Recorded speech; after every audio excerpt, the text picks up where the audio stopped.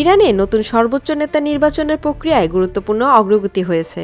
দেশটির সর্বোচ্চ নেতা নির্বাচনে দায়িত্বপ্রাপ্ত পরিষদ জানিয়েছে তারা ইতোমধ্যে একজন প্রার্থী চূড়ান্ত করেছেন, তবে এখনও সেই নাম আনুষ্ঠানিকভাবে ঘোষণা করা হয়নি। সংবাদ মাধ্যম আল জাজিরা জানায়, ইরানের সংবাদ সংস্থা ISN এর বরাতে এই তথ্য প্রকাশ করা হয়েছে। খুজেস্তান প্রদেশের প্রতিনিধি পরিষদের সদস্য মোহসেন হায়দারি বলেন, বিশেষজ্ঞ পরিষদের সংখ্যাগরিষ্ঠ সদস্যের মতামতের ভিত্তিতে সবচেয়ে উপযুক্ত প্রার্থীকে নির্বাচন করা হয়েছে।